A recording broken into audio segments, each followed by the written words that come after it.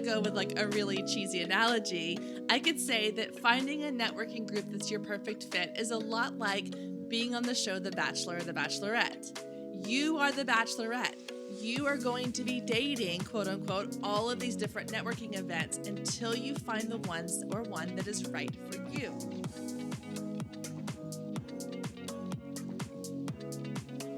Hey friends, and welcome to the Girl Means Business podcast. I'm your host, Kendra Swalls, a photographer and educator on a mission to help you find your passion, power, and purpose through entrepreneurship. So let's jump right into today's episode because this girl means business. Hey there, welcome back to the Girl Means Business podcast for another wonderful week here on the show. I might be a little bit loopy right now because I'm coming off of an entire week with my kiddos for spring break.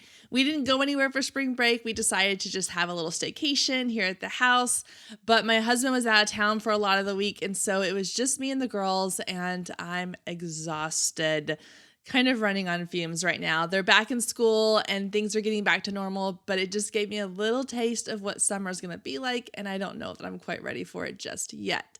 So if you are coming off a spring break, let me just give a little hallelujah to you because you get it. If your kids are just heading into spring break, just know that I'm praying for you because it's a lot. It's exhausting. It's fun, but it's super exhausting. And if you're traveling or going somewhere fun, please think of me and have a drink for me as well. All right, guys, we are jumping into week 3 of our Marketing Madness series. This is going to wrap up our Marketing Madness series. Now, obviously, this is not the last time we will talk about marketing because that's a huge part of the show, but this series was focusing on creative and sort of outside the box ideas. So today, I want to talk to you about network marketing. Now, some of you listening might be thinking, network marketing, that doesn't really fit with what I'm doing, or it's not really my brand. I'm not trying to advertise to other businesses, but that's not exactly all that network marketing is. And so let me tell you a little bit about how I used to view network marketing. When I was first starting my photography business, I remember being invited to this networking luncheon, like a women's luncheon, and thinking, why would I go to that? Like, that's not my client. I'm not trying to work with other businesses. I don't have like a stuffy desk job. I'm not a corporate type. I don't think I would fit in. I didn't understand the purpose behind it. I didn't understand how networking groups worked. And in my mind, they were sort of these stuffy luncheons where people came and just marketed themselves, and it was cheesy and it just felt kind of car salesman-y-ish. And I didn't want anything to do with that. It also didn't help the fact that I was teaching full time, and so I couldn't just take off and go to these luncheons. Now, as my business has grown and as I learned that you can really find clients anywhere, I started to embrace the network marketing idea a little bit more. But I'm not going to lie, I still had my reservations. So I sort of dipped my toe in the water a little bit. And when I was off of my teaching job for the summers, when I had daytimes that I could go do things, I started kind of finding these little women's luncheon groups to go to. And I would get dressed up and I would take my business cards and I would go to these luncheons and I would sit awkwardly at a table with people who all seemed to already know each other and have a connection. And I felt like the new kid in school trying to find a lunch table to sit at. And I hated that feeling. It was awkward. It was uncomfortable. I didn't love it. But what I learned was that not all networking groups are created equal. There are so many networking events going on everywhere in a day-to-day basis that you're not going to be a fit for all of them. And that's okay. It's a lot like dating. You're not going to be a fit. You're not going to be compatible with every single person you go on a date with. But you go on those dates to find that out. So going to different networking events and figuring out, are these my people? Are these people that I have something in common with? Are these people that I get along with?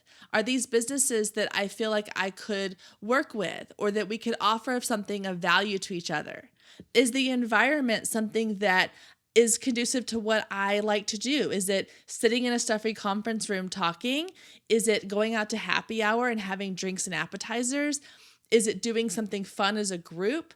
What are the ways that these different networking groups are connecting people together, and find the ones that fit for you. If I want to go with like a really cheesy analogy, I could say that finding a networking group that's your perfect fit is a lot like being on the show The Bachelor or The Bachelorette. You are the bachelorette. You are going to be dating, quote unquote, all of these different networking events until you find the ones or one that is right for you. And it's okay to have multiple networking groups.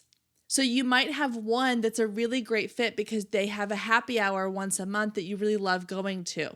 But then you might have another one that meets during the day for these education, like lunch and learn type events. So finding multiple events is fine. Just make sure you find ones that are offering something of value to you and where you can be of value to them as well. So let's talk about where to find these events, because it's all good and great for me to sit here and say, go find these events, but actually finding the events is not always that easy. So 2 places that I go to find events is Facebook events and Eventbrite. Both places are great for finding smaller local events to your area, and both of them allow you to sort of filter your search by different criteria. So you go into Facebook events and you can search by location, by date, by the type of event, and you can look and see what events are going on in your area that you feel like might be something you're interested in. Same thing on Eventbrite. You can go in there and you can search by date, location, criteria, all those kinds of things. One of the things I like about doing this on Facebook is that a lot of times the events are going to be linked back to a Facebook group or Facebook page. And so the reason I like that is because then I can see what other events have they hosted. Have they had multiple networking events where I can go back and see other events that they had created, or I can see images from other events that they've hosted, such as happy hours or get-togethers or lunch and learns. And I can kind of get a feel just by digging a little deeper into their page about the type of people and the type of events that they host. And that can give me a little bit of insight into whether or not I feel like it might be a good fit for me and my business. Eventbrite's a little harder to do that with. They do usually link to whoever is hosting the event, but it's not as easy to kind of see. In fact, it usually links back to a website or a Facebook page. So for that reason, I tend to stick with digging through the Facebook events first. And then a lot of times I go to Eventbrite if I'm looking for maybe larger events or more sort of conference type things that I want to join in with. Now, some networking groups are going to charge you a fee. There are some that have a membership attached to them. There are some that are going to be free, but there's going to be some that are going to have you pay to play. Now, before you pay to play, they'll usually let you come to 1 or 2 events free of charge or at a really low cost price. So again, you want to choose wisely which ones you're willing to invest in, but if it's a reasonable price, and I say reasonable meaning probably less than $20 or the $20 to $30 range if it includes like a dinner or a lunch, then in my opinion, that's worth investing just to try and see if it's a good fit. Now, if they're wanting you to pay like $100 or $50, $60 for an event, I tend to get a little more skeptical of those because I want to try before I buy. I don't want to invest a lot of money into a networking group that I'm not confident that is going to be a good fit for me. So if a networking event is offering a paid option, then maybe see if they have other options that are free. A lot of times they'll have free options in addition to their paid options for people like this that want to come in and try it out before they invest in becoming a member. So spend a little time researching the different events. Make like a calendar or a list and say, okay, I'm going to attend 2 networking events a month. So I'm going to do some research and I'm going to find the 2 events that I feel like are a good fit. And maybe one's a paid event and one's a free event, or however you want to organize that. But trying to get out and into the networking world will make a huge difference in your business. I know a lot of business owners who feel like they just want to hide behind their computer. They want to have a completely online business. They don't want to have to go out and meet people. They are introverts. They are working a full-time job and they're exhausted by the time they get home. And I get it. I totally get it. If I could run my entire business in my pajamas from my office, I would do it in a heartbeat. But I have learned that a huge part of building a successful business is building connections and relationships with other people. And the best way to do that is to get out of your comfort zone and go and meet people in person. For me, I find that the hardest part is actually getting out of the house. It's the getting ready. It's the having to do my hair and put on makeup and find something cute to wear and all those things. But once I'm there, it's so much fun because, again, you never know who you're going to meet and you never know where your next client's going to come from or where your next partnership's going to come from. Some of these networking events that I've gone to have led to really great friendships. I went to one on a whim. I had a friend who was starting a new business and she invited me to a networking group for young professionals in our area. And it was a happy hour at this little tacos and tequila kind of place. And so we're going to go have margaritas and snack on chips and queso. It's going to be great. So I get there and my friend who I was supposed to be going with messages me at the last minute and says that something came up and she's not able to go. And my initial thought was turn around and walk out. But I was already in the parking lot. I was already walking up to the door. So I said, you know what? It's fine. I'm going to walk in. I'm going to talk to some people and I'll stay for about 30 minutes and then I'll head out. Well, guys, I ended up staying for almost 2 hours because when I walked in, and I went up to the bar and I got a drink and I went over to where the group was and I started chatting up with a couple ladies. And then the group kind of got larger and we all sat down and ordered food. And the next thing I know, I'm having these really amazing conversations and I'm having a really good time. And I even met a lady at that group who has now become a good friend of mine. We're both in the wedding industry and we have worked together multiple times. I send her business, she sends me business. We have worked together on projects that we have ideas for. It's been a really great connection. And so that one event where I was ready to walk out the door, I didn't even want to go inside because I didn't have that safety net of my friend being there. But because I stepped out of my comfort zone, because I was willing to go in and say, okay, I'm going to spend 20 or 30 minutes, I'm going to have a drink and a couple snacks and I'm out. And it led to some really great relationships. You know, I use that same trick on myself going to the gym sometimes. I always tell myself, okay, I'm going to do 20 minutes. And if I'm done after 20 minutes, I will leave. But at least I gave it 20 minutes. And so if you're the type of person who is sitting here saying, Kendra, I hate talking to people. I'm the biggest introvert. I'm shy. I'm quiet. I don't do small talk. I get it. I 1000% get it. Even though I'm an Enneagram 7 and I love to talk to people, sometimes I just don't have the energy. Sometimes it just drains me. But sometimes I go into these events with that mindset of I'm just going to stay for like the first 20, 30 minutes and then I give myself permission to leave. And I end up staying forever, for 2 hours, for an hour and a half, for however long. And I meet some really amazing people. So my challenge to you is to make a point to go to 1 or 2 networking events a month, whatever fits with your comfort level. If it's 1 a month, if you have not been to a networking event at all, pick 1. Just go to 1 and see what you think. If you are used to going to these events, then my challenge to you is pick a new one, someplace you haven't gone yet, a group you haven't tried out, an event you haven't been to, and see if it doesn't broaden your group of people that you network with. See if it doesn't broaden your view of how your business can expand. Because I think it's really crazy exciting to think of how can meeting just one new person impact my business? Or the flip side, how can meeting one new person help me to impact their business? Because it goes both ways. If you go into a networking event thinking this is all about me and how I can get value from this, and you're not offering something of value in return, then it's not going to work out for you. But if you go into it with the mindset of how can I feed into somebody else and hope that someone else feeds into me, then you're going to have this really great open mind and amazing things are going to happen. All right, so once you have picked your networking event to go to, let's talk about how to prepare for that event. Because again, like I said, for me, the hardest part is just getting there. Once I'm there, I'm fine. It's the getting out of the house and going to the event that's the hard part for me. So I have kind of a little mental checklist that I go through when it comes to preparing for these networking events, both mentally and physically. So mentally, the first thing I do is I have a goal in mind. So my goal most of the time is to introduce myself and talk to 3 new people. Now, again, I've been doing these for a little while. So 3 people was not my original goal. When I first started going to these, my original goal was I'm going to have a conversation with one person that I don't already know. That's the key.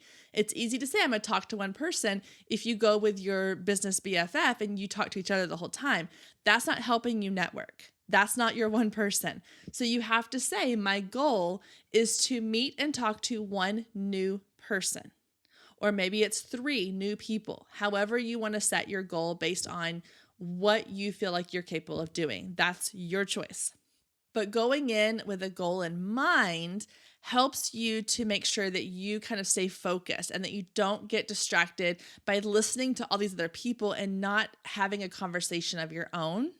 So go in with a goal in mind, whatever that goal might be, based on the event, based on what you've done in the past or what your comfort level is.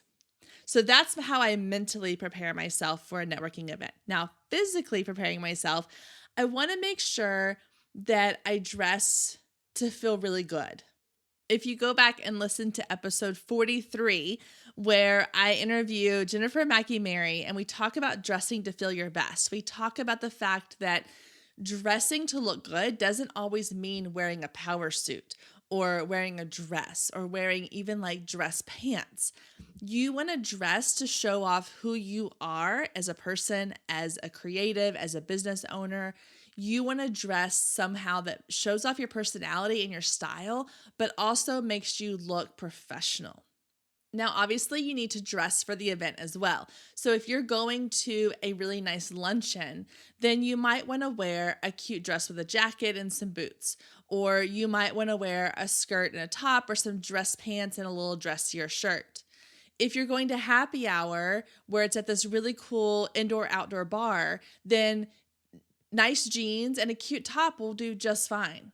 But again, you need to dress to fit your personality and not just dress to fit into what you think people think you should look like, because then you're going to go in feeling not confident, you're going to be uncomfortable, and you're not going to have as many conversations as you want because you don't feel your best. So always make sure that you are putting in a little effort to find outfits that make you feel really good about how you look so that when you're walking up to someone and introducing yourself, you feel 100% confident about that.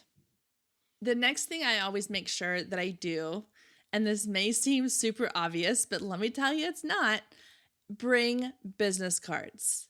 Guys, I have made this mistake more times than I care to admit, but I'm terrible with business cards, like so terrible. In fact, I think that I went for maybe a year and a half not even having business cards because I'd run out and just forgot to order more. And so I would go to these events and not have a business card with me. And I would look so ridiculous saying, well, can you follow me on Instagram?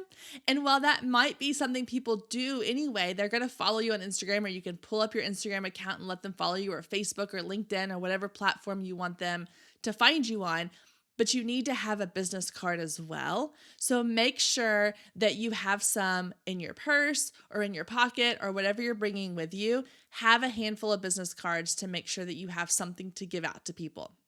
Which, on a side note about business cards, a couple of key things I want you to make sure that you have on your business card. And these might sound like things that are obvious, but guys, I've received enough business cards to know that they aren't all as obvious as you might think. One example is making sure that your contact information is on your business card.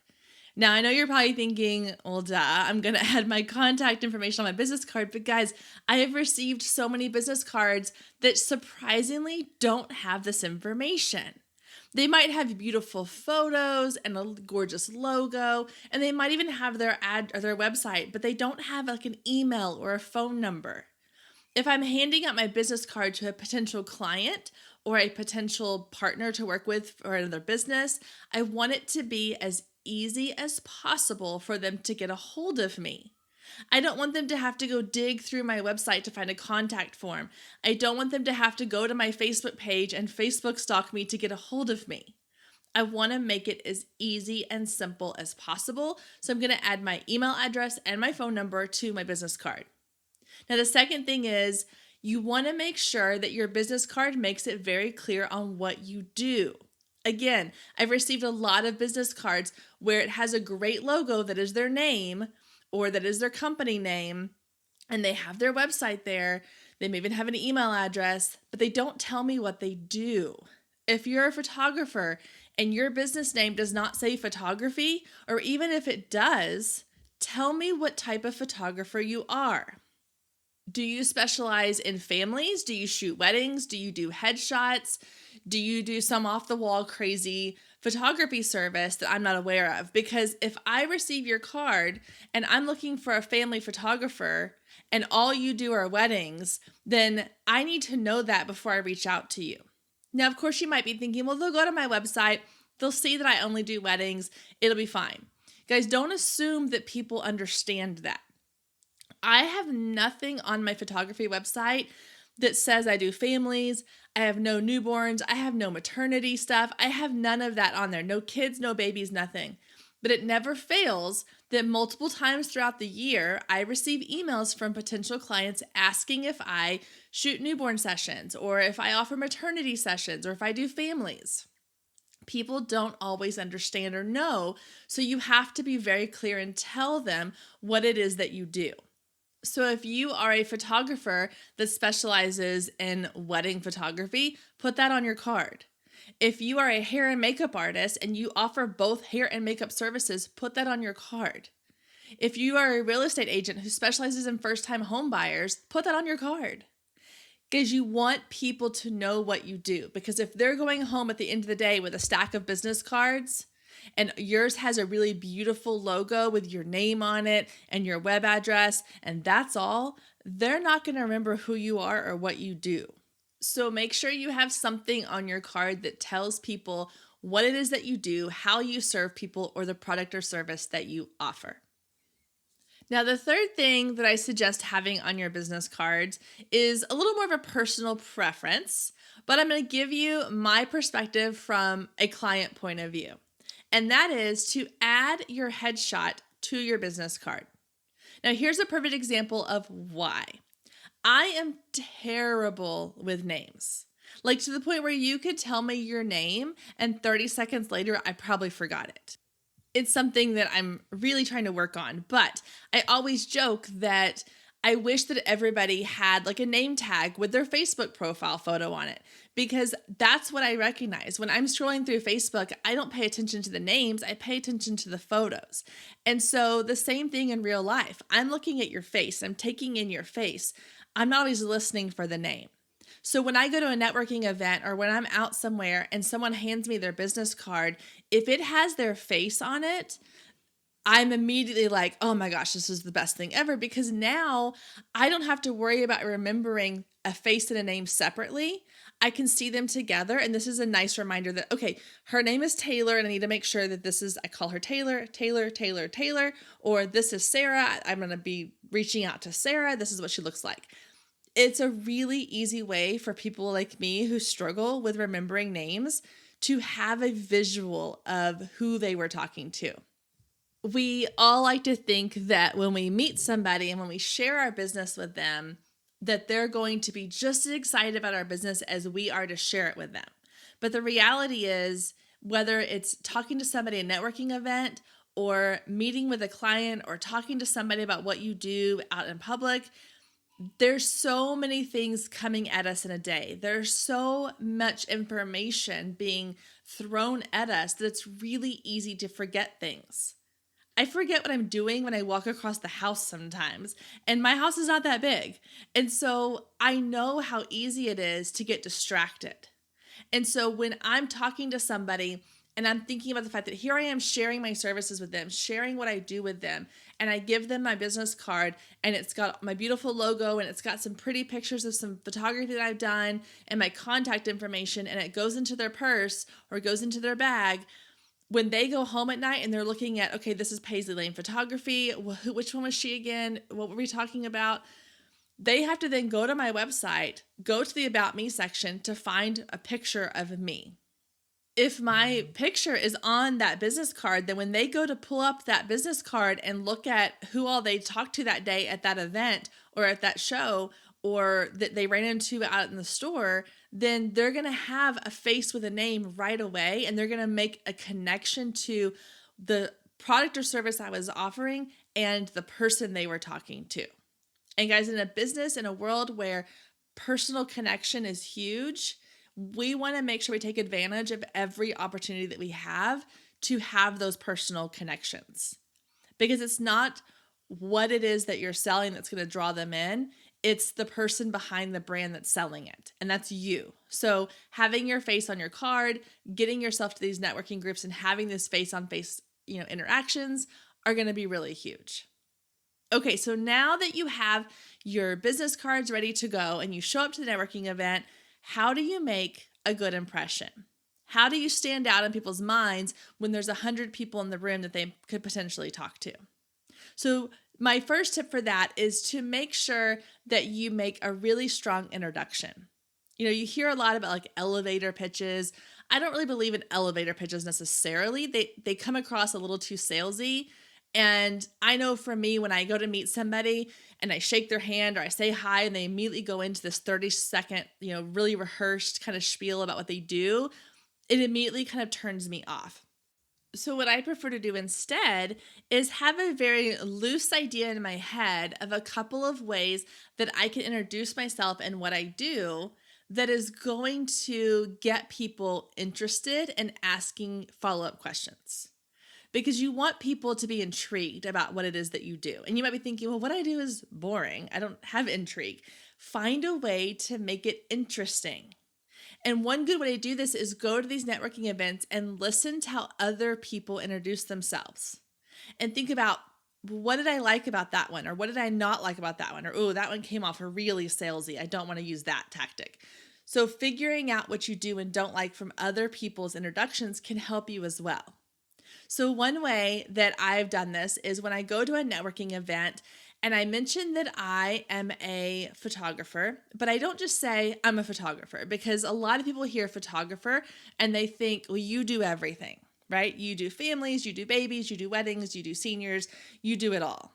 So what I say instead is I say, I help women build confidence through photography. And that's like, whoa, wait, what? What do you mean you help women build confidence through photography? Like, are you teaching classes? Are you taking photos of women to help them feel great in their skin? Like, what is it that you do more specifically? It's getting people to do follow-up questions, or it's getting them to say, oh, that's interesting. Tell me more. That's what you want in an introduction. You want it to be kind of like a really good subject line of an email that makes you want to open the email and read what's inside. So come up with a couple of different statements that feel natural. One way to test them out is with your family and friends.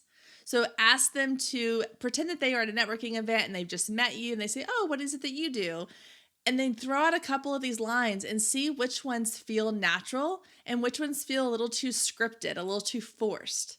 And that'll help you decide the best way and which lines are the best ones for you to use when you're introducing yourself. Again, the key is you want to give them just enough information about what you do to create interest and intrigue so that they want to follow up with more questions. They want to hear more. Think about when you're out talking with friends and someone starts telling a really interesting story. You know how people kind of naturally lean in when they're interested? Well, if you're at a table of people and you say your line and they all kind of lean in, that's a good sign. You want people to lean in and want to know more about what you do. The next thing you want to make sure that you're doing is following the golden rule of treat others the way you want to be treated. So we all go into these networking events with the idea of we want to find people to network with. We want to find potential clients or potential business partnerships. But if we all go in with the agenda of it's all about me, then it's never going to work. So you have to go into it with the idea that you're going to have honest, sincere conversations that could potentially lead to something down the road. So make sure that you are giving genuine follow-up questions. When someone shares what it is they do, ask them things like, well, how long have you been doing this? Or how did you get started with that? Or ask them things along the lines of, well, what are you planning next? What's the next big thing you have coming up? Just like you're going to go into the event with a couple of lines that you're going to use to share what it is that you do, also have a couple of follow-up questions in mind as well that could be applied to anybody you're talking to. Like I said, things like, well, how long have you been doing this? What got you interested in this business in the first place? What are some of the exciting things you have coming up in the next couple of months? Those are the types of questions that let people know that you're listening, that you're interested, and then they're hopefully going to reciprocate that when you're sharing about your business as well. And then finally, you want to make sure that after the event is over, that you follow up with anyone that you met that you would like to continue a conversation with. This might mean that you go grab coffee, or you just schedule time to get on a phone call, or just email back and forth about ideas. And I know that for those of us that work from home, it can be really easy to want to just go to an event and then come home and be done and live behind our computers again. But when you make a point to go and you get out of your comfort zone and you go to the coffee date or you get on the call, it makes a big difference. And again, you never know what could potentially come from this. Recently, I met a girl at an event and we decided to go get coffee together. And the day that it came, I was like, oh, I would much rather just stay home and get all this work done. I have emails to go through and I have photos to edit and I have podcasts to record. I have so many things on my to-do list. Spending an hour or two at a coffee shop with someone I barely know is not really high on my priority list. But I made the commitment. I went and I showed up, and it was one of the best conversations I've had in a long time. And we're working together on some really great ideas for the future, and we're encouraging each other. And she's sharing about my podcast, and I've shared about some things that she's doing and working on. And now we have this really great, mutual relationship between the two of us. And had I never gone to that coffee date, had we never followed up with each other after our initial meeting, I would have missed out on some really great opportunities. So I know that it's comforting to say, well, I own a business where I work from home and I can do it in my pajamas and I can do it from my computer, and that's fabulous. But you cannot do it by yourself. As much as we like to think that we can, you can't do this by yourself. You have to network with other professionals who can benefit your business and you can benefit theirs. So this week, I'm leaving you with a challenge. I'm challenging you to find at least one networking event to go to in the next month. Now, I'm not saying you have to go to one tonight or tomorrow, but start looking around. Start researching the networking events in your area that you think might be a really good fit, and then go try them out. I'm not asking you to make some huge long-term commitment. And I know that there's a lot of introverts right now listening, cringing at the idea of having to step out of this comfort zone, but I promise you it will help you grow your business. If you're really nervous, find a friend to go with you. Buddy up and go together. Just make sure you are making a point to talk to people that you don't already know. And if you're looking around going, there are no networking events in my area that I feel like I want to be a part of. They are all chambers of commerce, or they're all designed for people who work corporate jobs, or they're all designed for people who have brick and mortar buildings, and that's not what I do, then create your own networking event. I guarantee if you're looking for it and not finding it, other people are looking for the same thing too. So create it. And it doesn't have to be a big thing. It could be as simple as saying, hey, we're going to be at this location from 5:30 to 7:30 for happy hour drinks. If you want to join us, come join us. You might have 3 people show up. You might have 13 people show up. You never know. But even if it's as little as 2 or 3 people show up, you're going to find value in that, and it's going to grow over time. So if you don't already have a networking event in your area that fits your needs, then create it yourself. But either way, I challenge you to get out of your comfort zone, find an event to go to, start making connections, start branching out, and you never know where it might take your business. All right, guys, that does it for our episode this week, and it wraps up our Marketing Madness series. We've got some exciting things coming up for you in the next couple of weeks, so make sure you hit that subscribe button so you don't miss out on new episodes. Also, if you have not left us a review, will you please do so? It means so much to me, and not only does it allow me to get feedback on what you're loving about the show, but it helps others to see it as well, and it helps to boost us up in that iTunes rating so that more people can find the show. So take a few seconds, leave me a quick review, let me know what you thought about this episode or any of the other ones that you have listened to. And as always, have a fabulous week, and I will see you back here next week, same time, same place.